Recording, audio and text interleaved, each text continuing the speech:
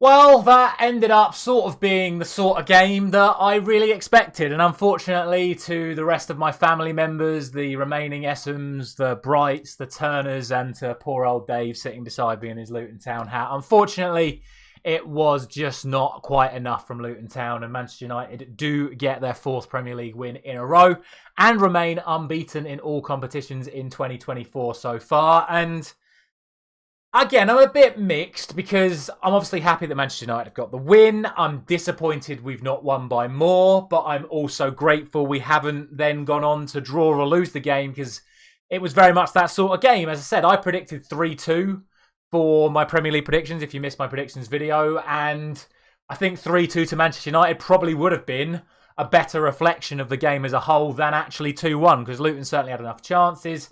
They looked dangerous at times, but equally Manchester United should have had the game put to bed, and that's sort of my overarching feeling of the entire game. Obviously, Manchester United started off absolutely brilliantly, running down Luton's press. Obviously, Luton like to do that really high press from kickoff. Manchester United clearly had clocked this and just sent a long ball downfield. Rasmus was absolutely lightning getting away from Gabe Osho. Amari Bell doesn't look, gives the ball straight to Højlund. Brilliant composure, round the goalkeeper, in for 1-0 inside 37 seconds. Fantastic start. They don't stop there. They go again, push forward, get themselves a corner headed away. Scuff shot from Garnacho, brilliant from Højlund, just to spin it round off the chest into the far corner. A sign of a man really full of confidence right now, and it is now 6 goals. Is it 6 goals? No, he's scored in 6 in a row. It's 7 goals and 2 assists in his last 6 games in the Premier League. A brilliant turnaround in form for Rasmus Højlund, and to be honest, it's just coincided with how our play has got better in the last few weeks. And the players that I need to talk about are obviously Højlund himself, who has found himself getting much more involved. He's certainly the most composed out of all of our attackers. And to be honest, he's the best link-up player out of our attackers at the moment, which is staggering when you consider you got Bruno Fernandes in that attacking line. But I think Højlund's turnaround in form has also coincided with the with the introduction of Kobbie Mainoo into the midfield. Because that's what we've not had. Be it the McFred times, be it Casemiro on his own, be it McTominay and someone else, be it sometimes Mainoo. But once Casemiro comes into that team, once Mainoo's now got that run in the team, we've got that play from midfield to attack. And that's where Højlund wasn't getting involved before. It would just go in, out to the wing backs essentially, because Dalot and Shaw are basically wing backs, forward to the wingers, and then the wingers would shoot. So Højlund wouldn't get in the game. Now that Mainoo is in the team, he comes and gets the ball and feeds the ball into Højlund. Højlund then brings in that attacking three around him, which then creates the more chances. He gets the ball back. He scores goals. Brilliant from him.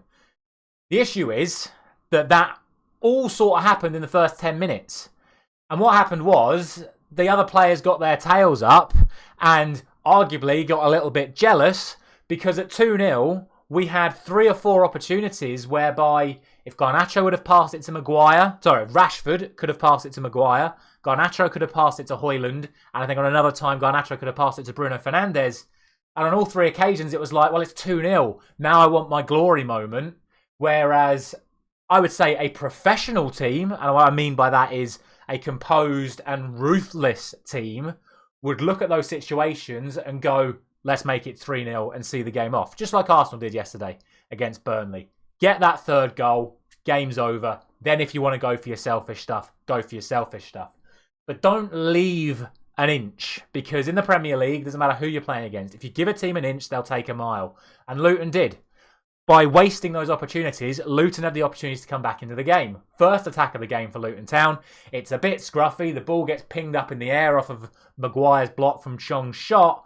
And Morris makes it 2-1. But firstly, what's Onana doing? Why doesn't he just come out and take everything? I know we've had the incident against Wolves a couple of times this season, literally both fixtures against Wolves. But what is this gentle jog out, do a starfish when he could have just come and claimed it?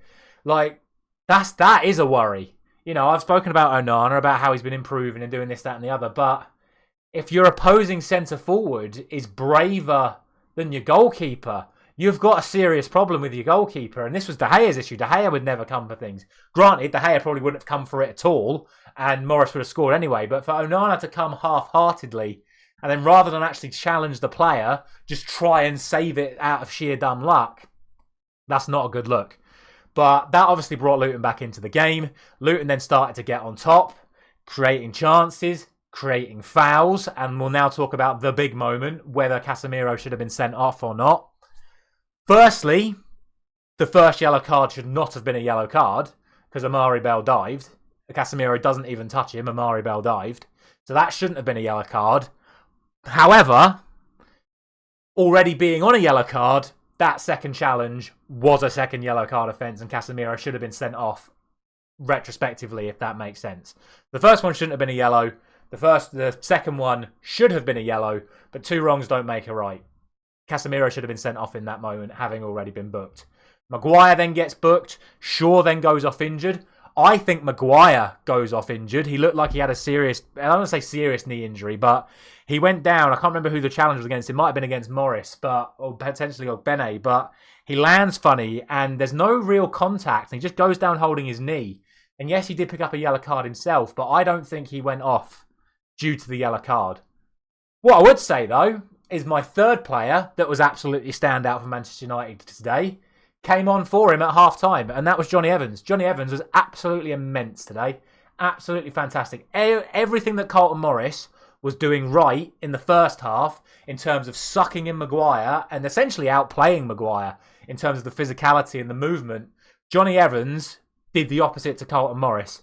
And where Morris was masterclassing Maguire in the first half, Evans masterclassed Morris in that second half. And that's why Luton didn't get their second goal. Because Johnny Evans took Carlton Morris out of the game. And with Morris struggling to get on the ball, all the crosses coming into the box then got headed away by Varane. And between Varane and Evans in that second half, up until quite literally the last play of the game, with Ross Barkley's header hitting the crossbar, Luton didn't really have a proper opportunity to score. And that's huge credit to Johnny Evans for the impact that he made in that second half. And Lindelof as well, to be fair. Lindelof did all right against Ogbene, considering how dangerous Ogbene can be. Don't really have anything else to say about Lindelof, but massive, massive plaudits to Johnny Evans for what he did in that second half. However, final complaint. How did we not score more in that second half? How can Garnacho go clean through one-on-one with the goalkeeper and choose not to shoot? Why has he chose to go round him? Why did they all choose to go round him, actually? Bruno Fernandes, Kaminski's way outside of his own D. All Bruno has to do is just chip it over the top of him or bend it round the outside of him. It's not like he can use his hands to save it. He's out of his area. He even then tries to hook it with his hand when Bruno goes round him, but he's outside the area. Brilliant block by Lokonga, don't get me wrong. But Bruno should have scored that. And then Garnacho. I think Garnacho's is even worse because he's actually got the time to look up, see the situation, and just choose how to finish it. Do you play it round the outside with the outside of the foot? Do you dink it over him? Do you play it round the outside of him? When you've got that much space, you do not go round the goalkeeper. The Højlund one was slightly different because he's taking it on and the first touch has taken Højlund wide. So it actually makes more sense to Højlund's take another touch wide and then put it in. Garnacho is square. He has got the entire goal to aim at. He can go round him one side or the other or over the top of him.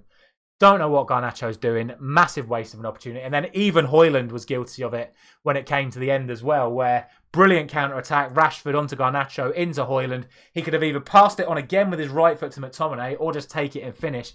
But instead he squirts the shot at Kaminski. And then Bruno Fernandes, last chance of the game from Manchester United perspective, gets the ball, drives, and I think an in-form Bruno Fernandes puts that in the bottom corner. I think an out-of-form Bruno Fernandes, which I think he is at the moment, and I know we're winning, but I think Bruno could be doing a lot better at the moment, just in terms of his overall individual performance. I still think he's contributing in terms of the build-up and all that lot, but his actual output in the last few weeks in terms of goals and assists have not been at Bruno's usual level. And I think that showed with that finish in the last minute there, where he should have really hit the back of the net. But it is what it is. 2-1 is the final score. And like I say, 4 wins in a row in the Premier League.